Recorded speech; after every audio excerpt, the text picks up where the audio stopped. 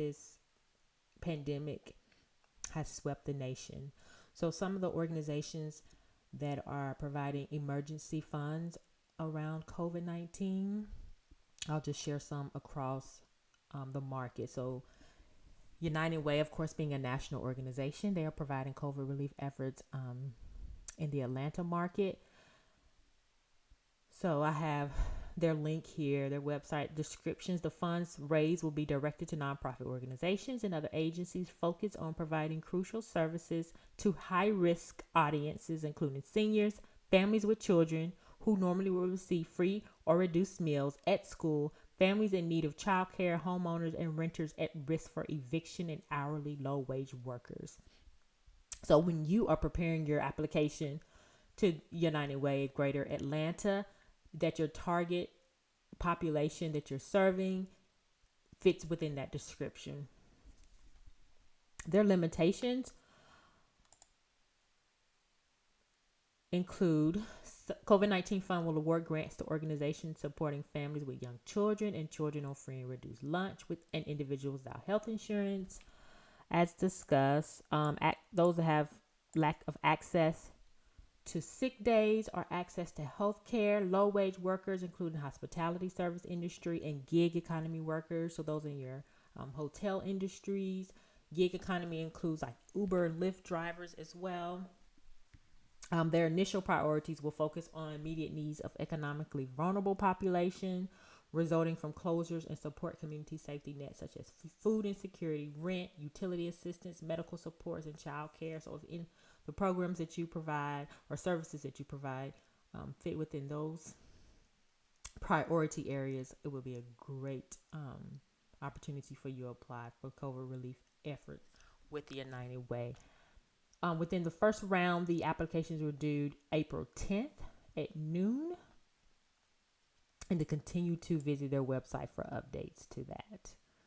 Another opportunity with Atlanta City of Atlanta, they are providing COVID relief efforts. Mayor Keisha Lance Bottoms issued an executive order creating a $7 million emergency fund to provide assistance to those impacted by COVID-19, and the resources will be used are designed to be used to fund emergency assistance to food programs for children and seniors, homeless preparedness, support to small businesses, assistance to hourly wage earners in other areas that are adversely affected by the COVID-19 pandemic.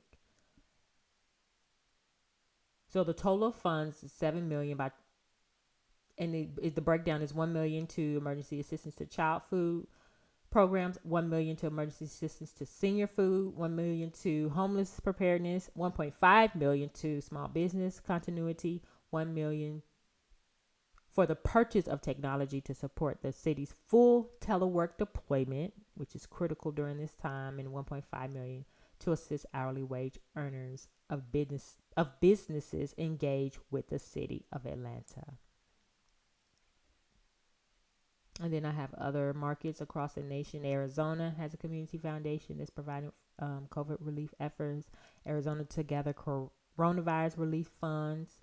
Another organization in Arizona called One AZ Credit Union, COVID-19 Community Impact. Baltimore has a Baltimore Community Foundation. They're providing COVID relief efforts. Let's see who else is on here.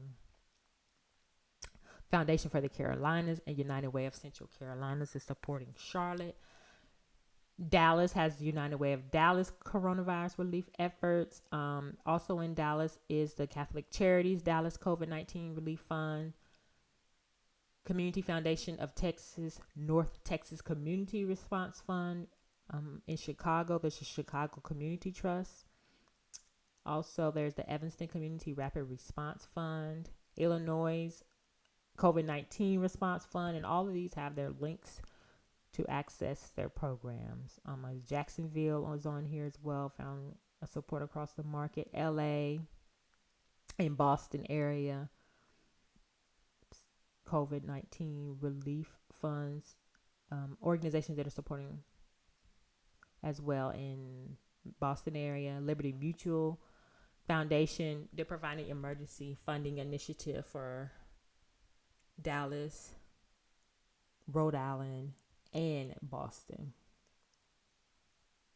So you have support across the nation of research that was collected to fund COVID-19 relief efforts. And I would just recommend you visiting their website for updates, as this is an evolving crisis and changing daily.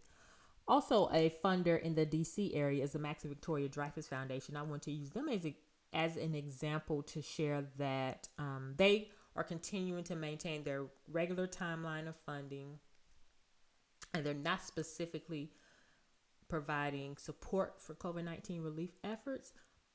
And they did provide those details in their frequently asked questions. However, of course, you want to speak to how the pandemic is impacting your organization as you request for general, again, operating support with them. You just still want to make sure that you do discuss that. So just because the organization that you're applying for is not providing COVID-19 relief efforts, you still just want to highlight a sentence or two how it is impacting your organization, because of course it's happening and it's affecting a lot of programs, services. Even if you've had to furlough employees, had layoffs, it's important to be transparent with foundations, because they really do appreciate that and highlight the needs of your organizations due to the current pandemic. So I just wanted to highlight the Dreyfus Foundation, how they've updated their FAQs to address the current situation. Our application guidelines and everything are similar. I apply to them every year. So they're still the same format, still the same deadline, May 10th and November 10th, if you're interested in applying. One thing to note, the Dreyfus Foundation requires that you mail in this application. And they did note if there are challenges with you doing so, that they would just request that you apply for their later grant timeline. So just one thing to keep in mind, if you're not participating in any mailings or anything. I know most people are working from home, but if you are not participating, like we send out our thank you letters or acknowledgement letters via email, and we also will send one in the mail. But during this time, we're just sending them electronically. So if you're not participating in any mailings, I would just wait until the later date to apply, hoping things will improve. So that was an example of an organization that's not necessarily focusing on COVID relief efforts, but you still want to pursue an opportunity with them. Questions, research opportunities, anything else that you need or want to know any more information about, please feel free to reach out to me at junefirstfirm.com. Also, you can send me an email to Deronda, DEARONDA, at junefirstfirm.com.